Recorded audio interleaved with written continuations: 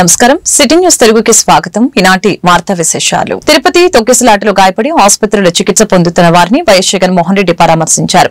ఈ సందర్భంగా మంత్రి ఆనం రామనారాయణ రెడ్డి చేసిన ఆరోపణలపై టీటీడీ మాజీ చైర్మన్ భూమన కరుణాకర్ రెడ్డి వీడియో ద్వారా బదులిచ్చారు. దేవాదాయ శాఖ మంత్రి ఆనం రామనారాయణ రెడ్డి గారు నిన్న పత్రికల వారితో మాట్లాడుతూ జగన్మోహన్ రెడ్డి గారు మొన్న తిరుపతిలో జరిగినటువంటి దుర్ఘటనలో క్షతగాత్రులైనటువంటి వాళ్లను పరామర్శించడానికి రావటానికి ముందే వైసీపీ నాయకులు ఆ క్షతగాత్రులకు 18 మందికి డబ్బులిచ్చి చంద్రబాబు గారికి వ్యతిరేకంగా తిట్టమని చెప్పారు అని చేసినటువంటి ఆరోపణ ఎంత దారుణంగా ఉందంటే, మీ నిర్వాహకం వలన 6 మంది మరణానికి గురైతే దానికి నైతిక బాధ్యత వహించి రాజీనామా చేయవలసినటువంటి స్థానంలో ఉన్నటువంటి మీరు జగన్మోహన్ రెడ్డి గారి మీద ఈ రకమైనటువంటి ఆరోపణ చేయటం ఒక సీనియర్ రాజకీయ నాయకుడిగా మీ స్థాయిని ఎంతగా దిగజార్చిందంటే, రాజకీయంగా ఇంత హీనంగా కూడా మాట్లాడగలరు మీరు అని నిరూపితం చేసుకున్నారు. రామనారాయణ రెడ్డి గారు చనిపోయినటువంటి వాళ్ల పట్ల సానుభూతి కూడా లేకుండా అంత తొక్కిసలాటలో మరణించినటువంటి వాళ్ల బంధువులు, అలాగే వాళ్లలో కూడా క్షతగాత్రులు ఉన్నారు. మిగతా క్షతగాత్రులని ఎంత దారుణమైనటువంటి రీతిలో మీరు అవమానించారు. వాళ్ల మీద ఆరోపణ వేసి వాళ్ల మీద సానుభూతి చూపాల్సింది పోయి, వాళ్లకు మీరు పరామర్శించి ఆర్థిక సహాయం చేయాల్సింది పోయి, మేము డబ్బులిచ్చి మిమ్మల్ని తిట్టించడానికి వాడుకున్నారు అని ఆరోపిస్తున్నారంటే, అంటే ఆ సంఘటన మీరు రాజకీయం చేస్తున్నారా, మేము రాజకీయం చేస్తున్నామా అన్నది దీన్ని బట్టి చాలా తేటతెల్లమైపోయింది.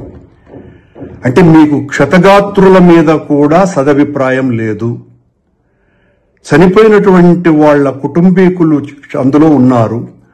వాళ్లను గురించి మీకున్నటువంటి అత్యంత నీచమైన అభిప్రాయం, వాళ్లు డబ్బులు తీసుకుని చంద్రబాబును తిట్టినారు.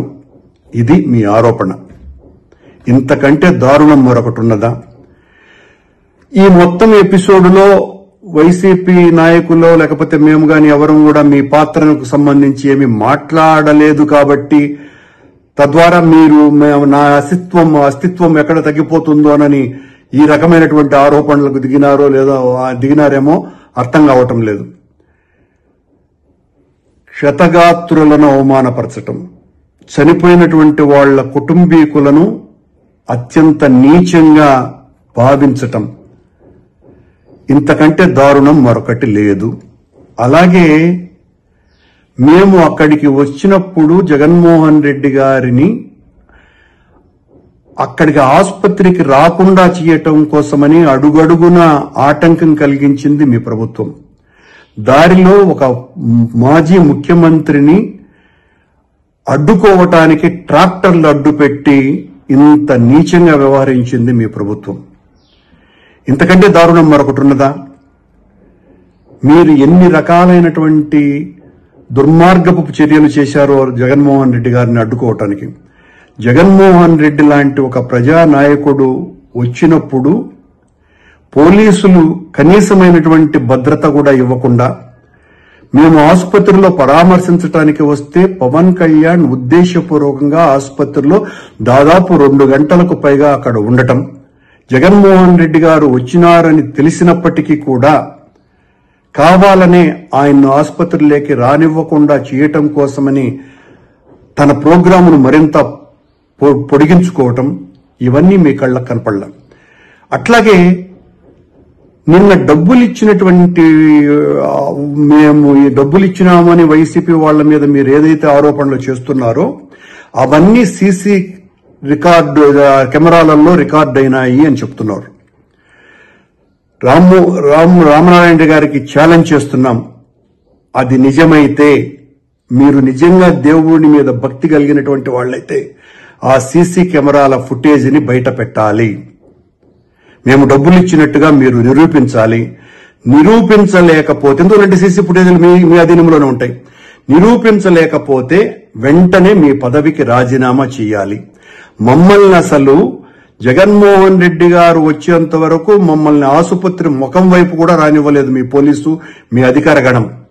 మేము డబ్బులు ఇచ్చి మీ చంద్రబాబు నాయుడిని తిట్టించినామని చెప్తున్నారు మీరు. అంటే చంద్రబాబు నాయుడు గారి పాలన మీద క్షతగాత్రులకు ఉన్నటువంటి అభిప్రాయం ఏందో చాలా స్పష్టంగా అర్థమైపోయింది. మీ ప్రభుత్వం మీద, మీ నాయకుడి మీద ఏ రకమైనటువంటి అభిప్రాయాలు ఉన్నాయని. దయచేసి వెంటనే మీరు సీసీ ఫుటేజీలని బయట పెట్టాలా, లేదా మీ పదవికి రాజీనామా చేయాలా.